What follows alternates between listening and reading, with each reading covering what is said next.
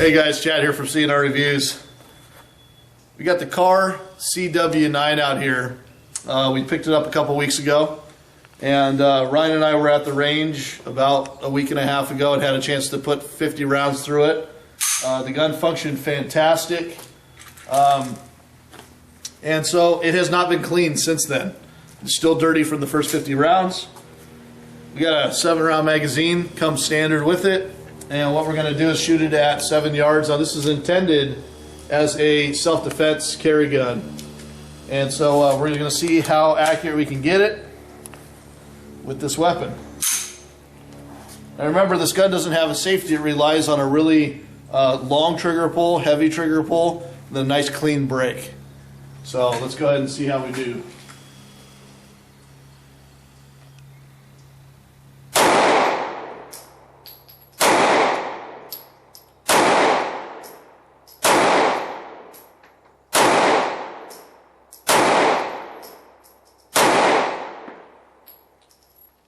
And that's definitely different than this M&P shield trigger. It's kind of hard to get used to going back and forth between them, but let's go and load another mag up. And then what I'm going to do is have Ryan shoot too and get his opinion on it. Now, Chad, how much did the Kahr cost you? This guy ran $329 at the Sportsman's Warehouse. And they had the 9mm, the 40, and the 45 for that price. That was one of those things that I couldn't pass it up. It has been, like I said, so far it's shot perfect. Those are the first rounds today at the range, and no hiccups, nothing. Let's go ahead and put some more rounds down range. See if we can control that trigger a little bit better.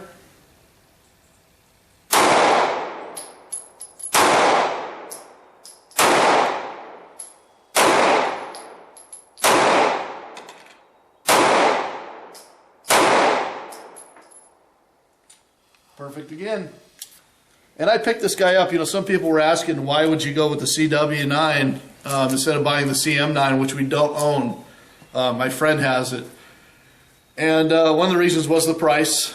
It's like for $329, it's almost $50, almost $60 cheaper. And then second of all, it's not much smaller.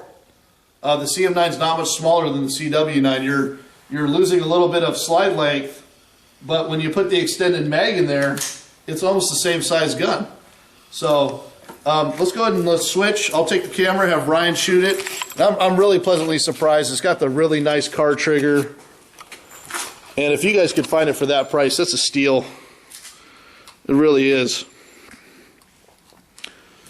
And we're just shooting some Herder's Select brass case 115 grain full metal jackets out of here, guys. Stuff's about $10 a box. It's a cheap ammo, but it seems to run actually pretty decent. We haven't had one failure, and we've put about 200 rounds we used it so far.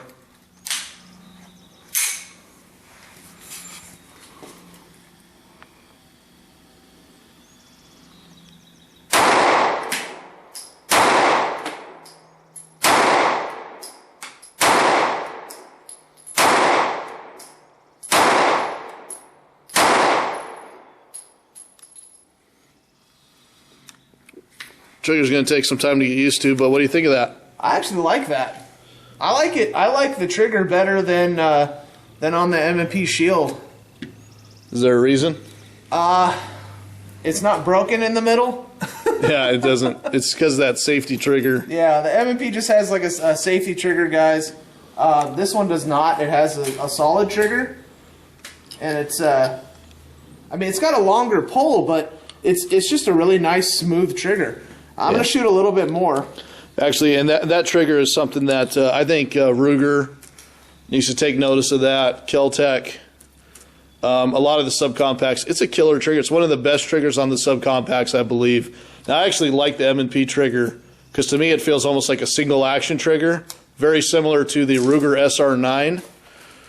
Let's go ahead and shoot over Ryan's shoulder and see how this guy does.